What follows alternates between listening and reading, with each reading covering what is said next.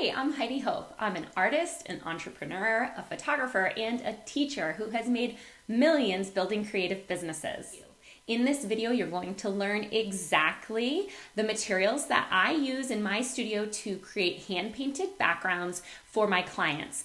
Now, why would you go to all the time and trouble to paint your own backdrop? Well, it's pretty cool to have something completely one of a kind to offer your clients. And if there's one thing I know about making money with your art, it's that the more one of a kind it can be, the more valuable it will be. I'm gonna live a crazy dream, impossible as it may seem. Doesn't matter what the future brings, I'm gonna live a crazy dream.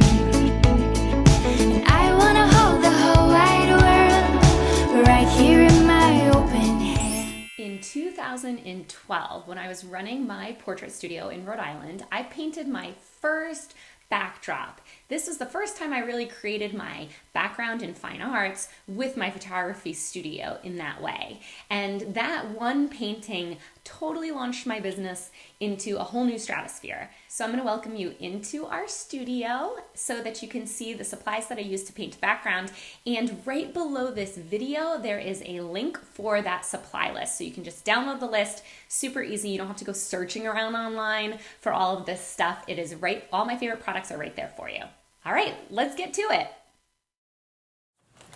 All right, let's talk about materials. So over the years, I've painted on just about every surface. We paint on paper often. If it's something that we think we're not going to keep for use more than once, then we would do that on paper because it's a less expensive option, and we can just toss it when we're done. We don't have to worry about storing it. For seamless paper, we like, and this is all on the supply list, but we like to use Savage seamless paper, and we have rolls in almost every color. I started building the supply of paper rolls with more neutral colors, and then we've added all the really colorful stuff for our cake smashes. Those tend to be more colorful sessions that we do here. Now, when you paint on paper, it does wrinkle a lot, so you don't want to use a whole lot of water to mix in with your paint. You want to try to keep your paints as dry as possible. But you could also draw with Sharpie, you could draw with pastels, chalks, or Conte crayon. Any of that, I mean, you could use crayons or oil pastels or whatever you want to do to add color to the paper. You can experiment with that kind of stuff on paper. When you get into paints, canvas is going to hold paint much better than paper does. So my preference is to paint on these big rolls of canvas. So this large size canvas, I'll check the dimensions for you, but this is actually hung vertically instead of horizontally because I'm painting a big door today that I want to be tall. But this, what you're seeing here is about a half of a roll of canvas. So in one roll of canvas, I can usually get two good size paintings out of it. So this is usually what I paint on. I paint full size. So to paint on a canvas of this size, you need a tremendous amount of paint, which we'll go into next. This canvas is primed. So when you buy a regular roll of canvas that I used to buy in art school, it was not primed. That means it's just the canvas material, and you can see the raw edges on the sides of this canvas here, and you can feel this is a softer texture here. So canvas is really fabric material, right? And it's very absorbent. So if you were to paint on straight canvas without any primer on it, then it would just absorb all the color, and you'd have to build up acrylic on it quite a bit. And other mediums that aren't acrylic might not even work at all. It's going to have a very dull look to it. So it is a natural color, which could be kind of pretty to experiment with, but priming the canvas, if you want the color to really stick on top of the canvas rather than being absorbed into the canvas, is what you want to do. So to prime a canvas, you use gesso. I don't even have any in here because I don't do that myself. So if you bought unprimed canvas by accident, you can buy a big gallon of gesso and you can paint the gesso on it. And the gesso is essentially just like white acrylic paint. So you could also paint white acrylic paint over the whole entire thing, let it dry, and then you'd have a good surface to start working on. I don't want to do all that work, so I buy my canvas already primed. That's what primed canvas means. It's just already got that layer of gesso applied to it for you. So it's going to be a little more expensive than the unprimed canvas, but it saves you all the work of priming it. So this is a roll of primed canvas cut in half. I ordered this on Amazon.com. You guys will have links to all of this stuff. So then I'm ready to layer my color. Now let's talk a little bit about different types of paint and paint brushes and tools that we can use. The main types of paint that you can choose from are oil-based and water-based. So oil-based paint is sort of a nightmare. It's beautiful if you're a fine artist. But it would be very hard to work with in the studio situation because it takes a long time to dry. Like you can keep reworking an oil painting for days and days and it's still wet. Where acrylic paint or water-based paint is going to dry much faster as soon as the water absorbs out of it. Oil-based paint is also a pain to clean up. You need turpentine and rags and, like Murphy's oil soap. And so I would steer clear of oil paints for this type of work unless you need it to stay wet unless you're going to work on it for a period of days and days and days and you want to keep being able to blend into it. Otherwise, it's not really practical, although it is beautiful. So what's a more practical choice is acrylic paints. I actually buy really cheap acrylic paints because the background is just the background. It's going to blur out. So little imperfections or that it's not super high quality paint, it doesn't really matter.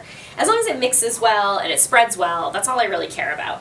So I use acrylic. Now water-based paints, you have a whole variety of different ones that you can use. You can use watercolor paints, but that would take a long time to fill this whole thing up. You could use tempera, but tempera paint is not permanent. So tempera paint is like what you give preschoolers or young kids in school. If you're an art teacher, you'll know what tempera paint is. Tempera paint's that like poster board paint, but it's easy cleanup. I just wouldn't recommend it. It would be fine on the paper if you were going to throw it away later, but if you want to keep something that you've painted, I would steer clear of tempera. Although it's easier to clean up, it's not going to last. So that brings us to acrylics. So acrylics are a water-based paint, but so it's easy cleanup with water as long as you're cleaning it up when it's still wet. Once the water absorbs out of it, it is a permanent kind of a plastic-based paint.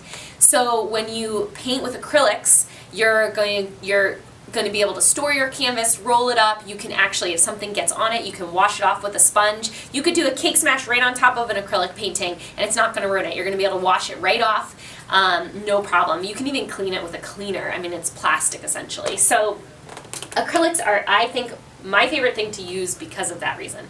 So I buy these basics acrylic paints. You used to be able to get a lot of these on Amazon, but lately a lot of these colors are missing, so you may have to go to your local craft or art store to find these.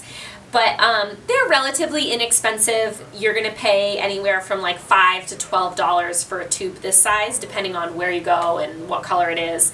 I buy a lot of white because I do a lot of lighter color, like pastel-y type colors, so I mix a lot of white in. And I mean, I have this whole huge bin filled with different colors. You essentially only need 3 colors to start. Well, 5 if you count black and white. So having your primary colors, red, yellow, and blue. Red, yellow, and blue are going to mix every single other color on the rainbow, and then white and black. So you could just get started with just those if you don't have a big budget. And then over time, it just makes things quicker and easier, and you're also going to get more vibrant colors straight out of the tube. If you buy green, it's going to be more vibrant than if you mix green. But if you like more soft, neutral colors, it's totally fine to just mix from scratch, and you're going to get those more subtle, natural colors. So it's really just your preference. So then I also have a ton of brushes in all different sizes. Let me just show you.